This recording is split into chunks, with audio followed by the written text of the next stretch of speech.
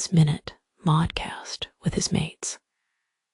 Episode 167.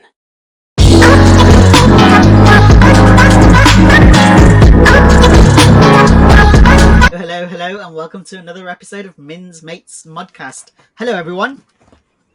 Hello. Hello.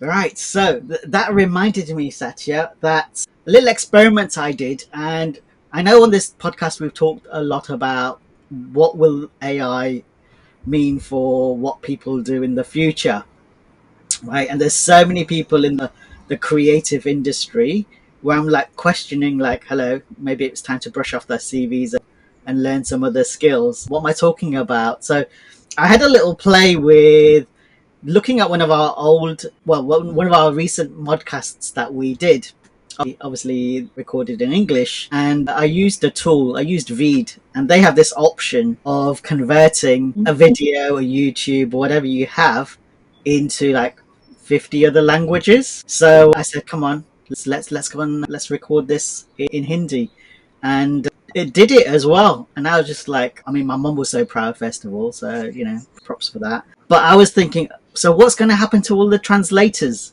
right? Who, for movies, Netflix, I mean, YouTube are, if they haven't already, they're looking at just building this automatically in.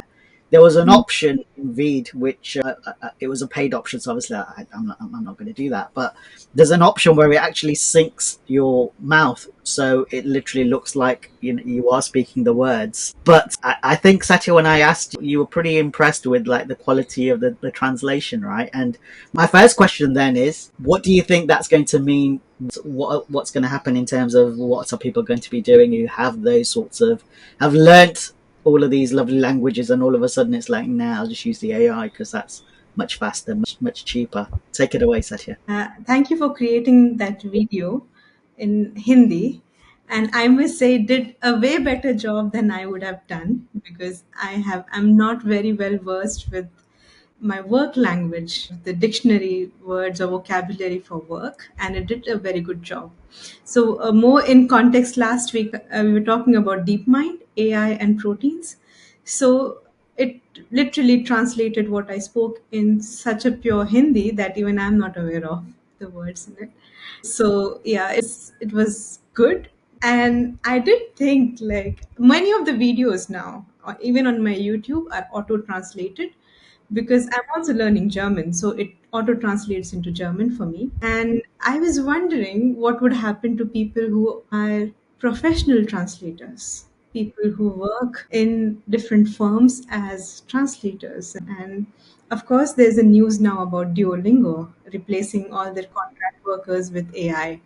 So we are moving there very fast. And for me, the brighter side is I will now be able to learn a language putting in the context of what subjects I want to learn. So being a nerd or geek or whatever you call me, I would love to learn scientific words in different languages. This gives me an opportunity to not really reach out to a person, but reach out to a machine, and it does something. Yeah, I totally agree. You remind me of when I binge watch Money Heist on Netflix, Yeah. and I always watch all of the foreign series and films in the local languages because it's more fun.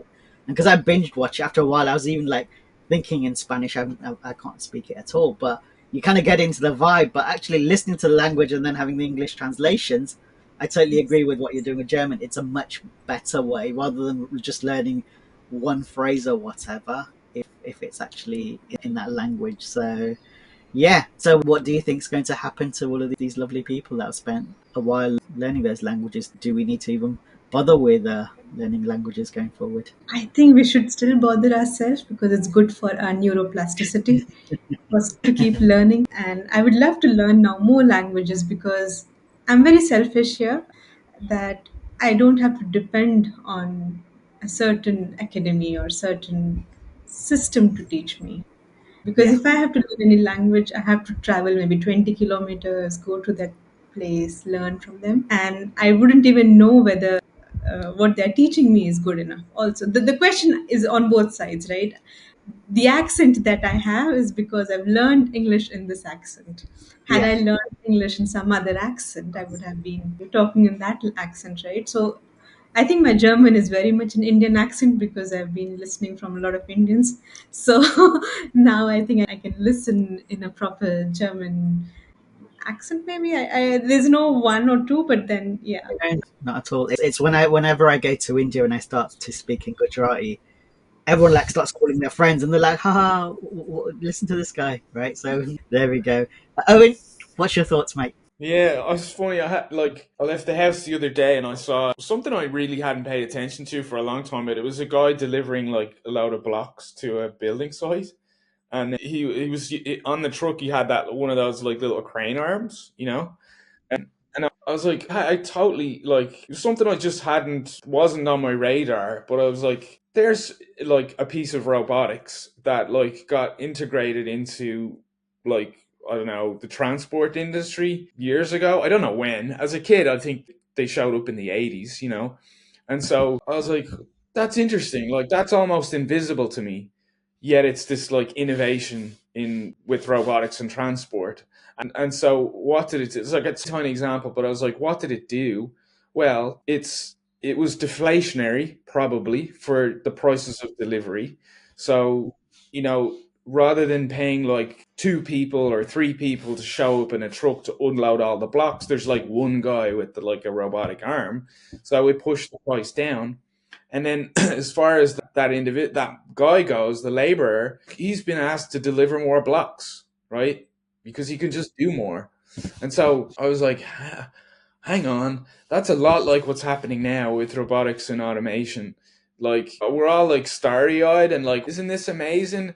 But hold on, we're all like selling our time inside this sort of machine, this techno capital machine, and we're going to be asked to do more stuff and maybe get paid less, and I mean the really smart folks like Mark Andreessen and stuff bang on the idea that all this development in AI is really deflationary, so it's just going to push prices down. And yeah, that was my thought of the week, and it sort of relates to the translate. Like we in the web design business, we work with localization companies. Their job is to translate stuff, and historically they've used humans, but it's going to machines, and so price will go down, and the humans that are in there will be asked to produce more, using machines. So I think that's a fair prediction based on what we've seen.